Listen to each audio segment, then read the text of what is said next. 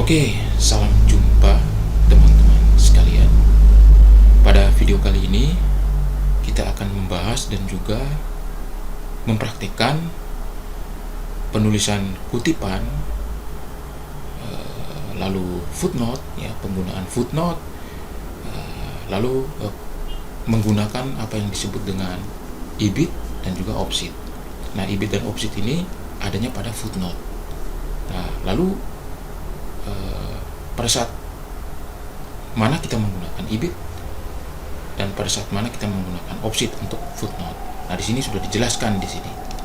Nah, ibid itu singkatan dari kata Latin, ya, ibidem. Nah, ibid digunakan dalam penulisan catatan kaki atau catatan akhir untuk menunjukkan bahwa kutipan yang sedang ditulis merujuk ke sumber yang sama dengan kutipan sebelumnya. Nah, kalau opsid itu digunakan dalam catatan kaki ketika referensi yang digunakan sama dengan referensi yang telah dikutip sebelumnya, namun diselingi dengan catatan kaki lain atau referensi yang lain. Nah, jadi beda antara ibid dan opsid. Nah, ibid itu biasanya digunakan untuk ini, sumber yang sama dengan kutipan sebelumnya. Sedangkan opsid ini kita gunakan ketika kita ingin membuat catatan kaki terhadap sebuah referensi yang sudah kita gunakan sebelumnya, tetapi dia itu diselingi oleh referensi yang lain, ya. Nah, nanti kita akan praktekkan maksudnya seperti apa, ya. Nah, akan jelasnya itu kalau kita praktekkan gitu. Kalau hanya berteori seperti ini susah, kita tidak akan paham. Jadi kita akan langsung praktekkan. Oke. Nah, lalu penggunaan kutipan, footnote itu kan biasanya menggunakan style-style tertentu, ya. Nah, pada kesempatan ini yang akan saya gunakan itu adalah style yang namanya Turabian, ya, Turabian style. Nah, ini saya masuk di Word, ya. Saya sudah masuk di Word. Ini saya contohkan saja. Misalnya saya sedang menulis sebuah artikel mengenai peran UKM Tenun Ikat Maumere dalam meningkatkan perekonomian Kabupaten Sika. Lalu saya membuat pendahuluannya. Nah, ini saya buat latar belakang. Ini paragraf pertama ini tanda titik-titik yang banyak ini contohkan saja. Ini adalah sebuah kalimat di awal latar belakang, ya. Paragraf pertama, ya, misalnya. Lalu di paragraf kedua ini saya akan memasukkan kalimat berdasarkan referensi tertentu, misalnya.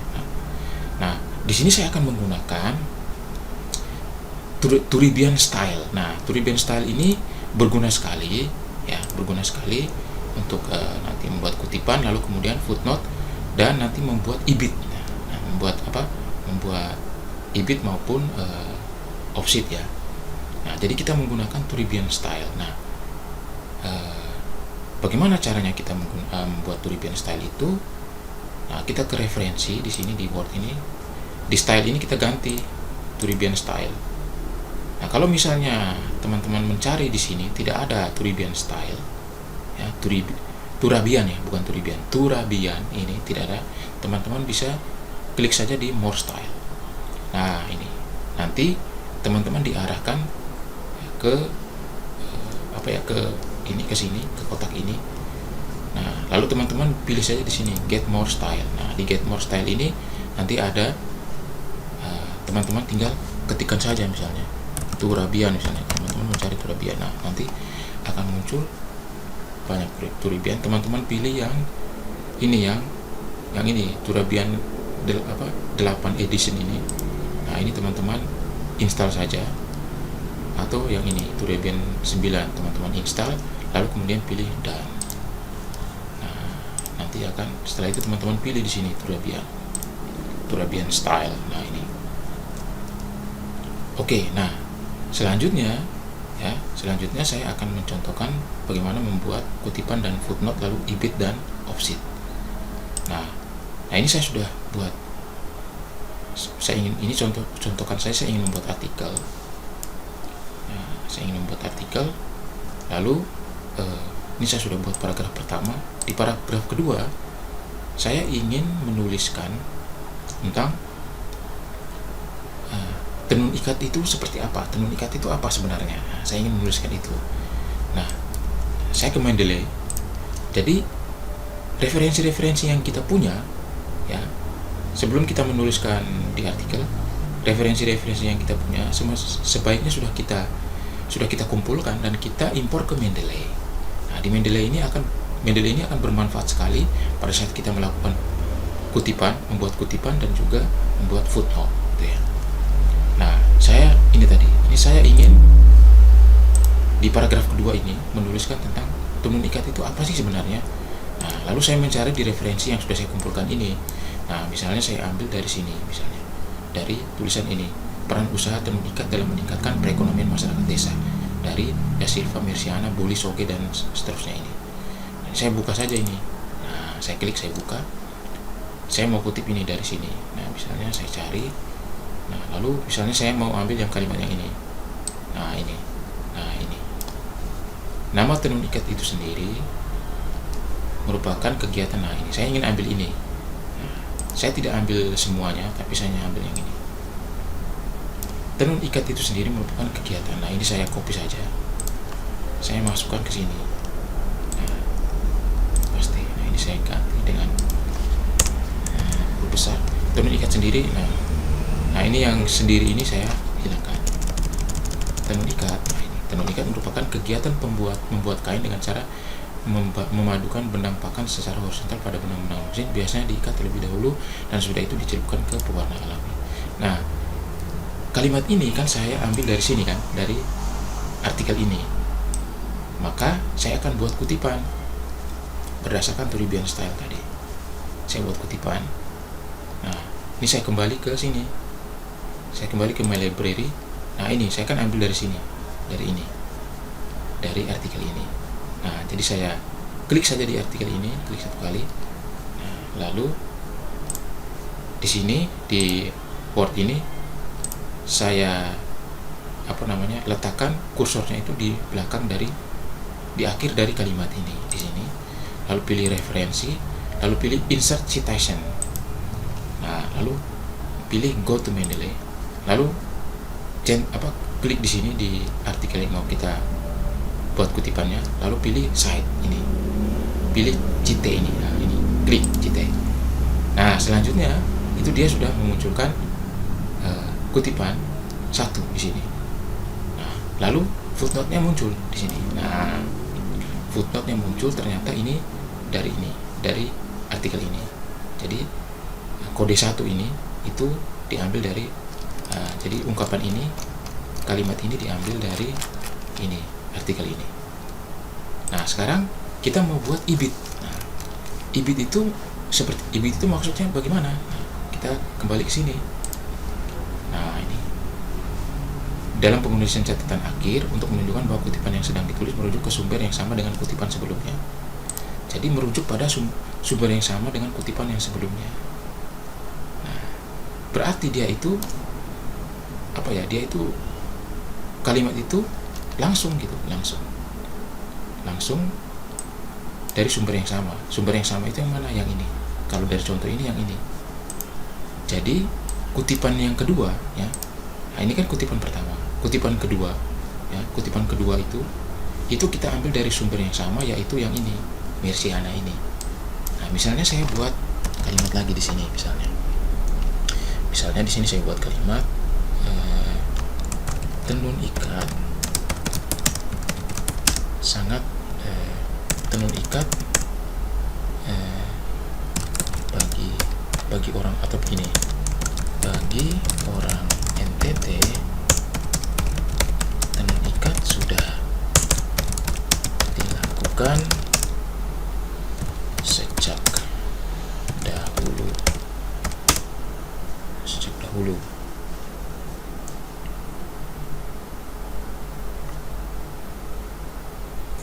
Kegiatan ini dilakukan khususnya oleh para wanita. Nah, misalnya seperti ini. Misalnya ini paragraf ini, lalu kemudian misalnya saya tulis nah, ini paragraf berikutnya, misalnya paragraf berikutnya, Nah, paragraf berikutnya ini saya ingin menjelaskan tentang UKM, gitu kan? Atau ini apa ya? UMK, misalnya, usaha mikro kecil gitu ya.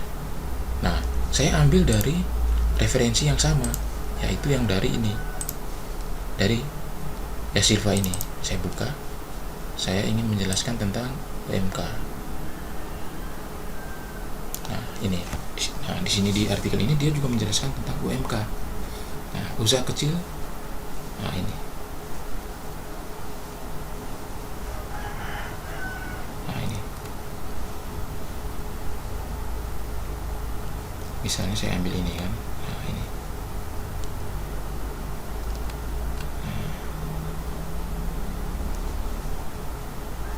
Nah, ini. Misalnya saya ambil yang kalimat terakhir ini ya.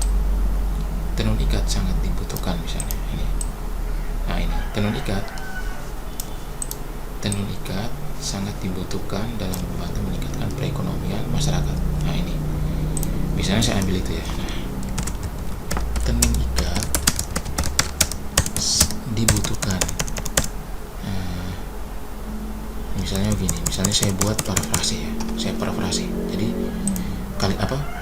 Kutipan tidak langsung karena saya membuat parafrase. Misalnya saya jadikan kalimat perekonomian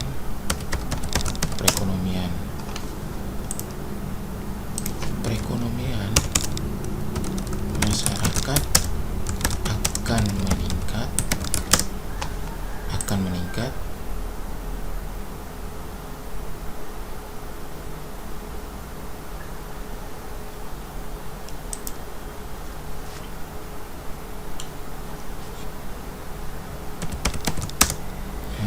apa ya, misalnya ini sangat dibutuhkan dalam membantu meningkatkan perekonomian masyarakat.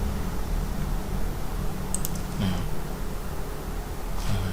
perekonomian masyarakat akan meningkat apabila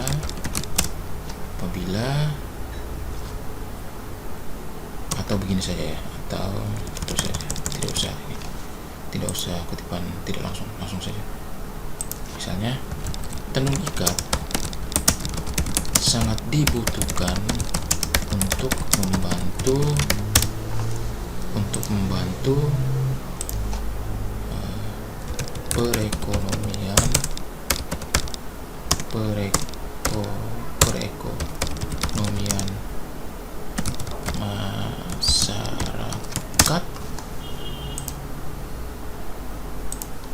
perekonomian masyarakat. Nah, ini kan saya kutip dari sini, dari ini.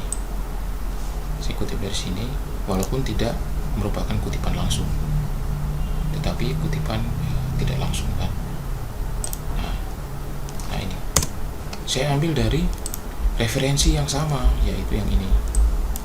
Nah, jadi kutipan yang kedua ini saya ambil dari referensi yang lama, yang sama. Maka ini adalah ibid nih, namanya ibid. Nah, saya letakkan kursor di belakang sini. Karena saya sudah menggunakan Turabian style, maka ini dia akan langsung di footnote-nya itu langsung akan muncul ibidnya. Nah, ini kan saya arahkan kursor di belakang, referensi, insert citation, go to mendelay, masuk di sini, cite. Nah, ini sudah muncul kutipan kedua dan di sini sudah muncul ibid. Langsung muncul ibidnya ini. Nah, ibidnya muncul di sini. Jadi ibid ini untuk menjelaskan bahwa kutipan dua ini, ya, kutipan yang kedua ini itu diambil dari referensi yang sama, yaitu referensi di kutipan yang pertama. Nah, ini yang disebut dengan ibid. Nah, kalau opsit itu beda. Kalau opsit ini digunakan dalam catatan kaki ketika referensi yang digunakan sama dengan referensi yang telah dikutip sebelumnya, namun diselingi dengan referensi yang lain atau catatan kaki yang lain. Nah, misalnya begini. Nah, misalnya ini saya hapus saja ya. Nah, ini saya hapus. Ini juga saya hapus. Nah, misalnya saya ambil contoh. Ini saya hapus. Di paragraf baru ini saya ambil dari referensi yang lain, misalnya mana? misalnya. Nah, ini saya ambil dari ini, dari sini. Misalnya saya tulis di sini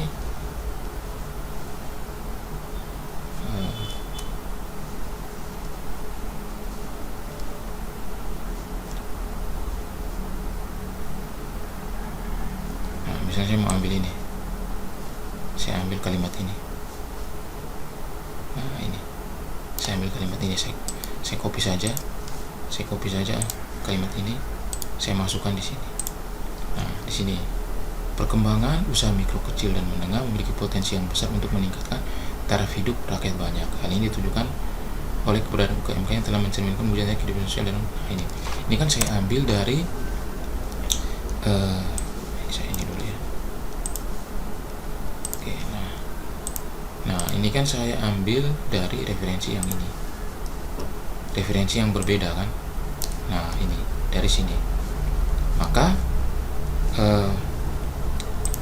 saya arahkan kursor ke sini. Lalu jadi kutipan yang kedua ini saya ambil dari referensi yang berbeda dari kutipan yang pertama. Nah, saya arahkan ke referensi, insert citation, lalu ke sini, lalu saya pilih yang ini. Nah, ini saya klik yang ini. Nah, ini dua. Nah, ini referensi yang berbeda. Nah, sekarang saya ingin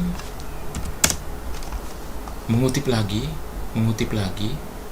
kalimat dari referensi yang ini, yang pertama ini. Nah, saya ingin mengutip lagi dari referensi yang pertama, maka saya ambil misalnya dari referensi yang ini. Nah, saya ambil misalnya, ambil dari kalimat yang ini misalnya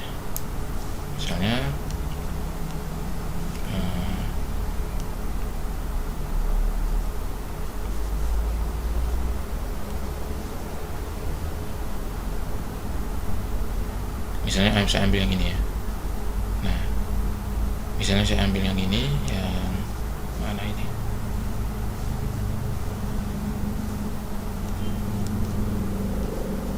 Nah, ambil saja ini kalimat yang ini. Nah, saya ambil saja kalimat yang ini, kita contohkan saja. Nah, ini kan saya ambil dari referensi yang berbeda. Nah, ini saya ambil saja itu. Lalu kemudian saya pakai style tadi, referensi, insert citation. Nah, ini kan saya ambil dari referensi yang ini ya, yang sesuai seperti yang referensi yang pertama. Lalu kemudian saya klik sini. Nah, masuk di sini. Jadi referensi yang ketiga ini sama dengan yang pertama ini, sama dengan pertama. Tetapi dia sudah diselingi oleh referensi yang lain. Di kutipan kedua ini kan referensi lain. Nah, di referensi yang ketiga ini, karena dia sama dengan referensi yang pertama, kita tidak perlu menuliskan lagi lengkap seperti ini, tapi cukup dengan offset saja. Jadi kita masukkan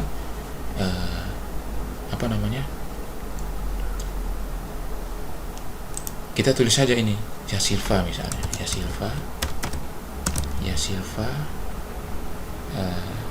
et al misalnya kan, et al seperti ini. Lalu di belakangnya kita tulis begini, offset. Nah, seperti ini, Yasilva et al, di belakangnya offset. Jadi tidak perlu menuliskan lengkap seperti ini. Nah, kita cukup tuliskan Yasilva et al offset seperti ini. Nah, ini untuk menunjukkan bahwa kita itu mengutip referensi yang sama seperti yang referensi yang dikutip di kutipan yang pertama ini, tetapi diselingi oleh referensi yang lain sebelumnya, yaitu yang dikutip di kutipan kedua ini. Nah, ini kan referensi lain. Nah, di kutipan ketiga ternyata kita ambil dari referensi yang sama di kutipan yang pertama, maka kita tuliskan saja Yasilva et al offset seperti ini. Jadi tidak perlu lengkap. Nah, oke. Saya kira demikian saja video saya kali ini. Semoga video ini bermanfaat. Terima kasih sudah menyaksikan video ini.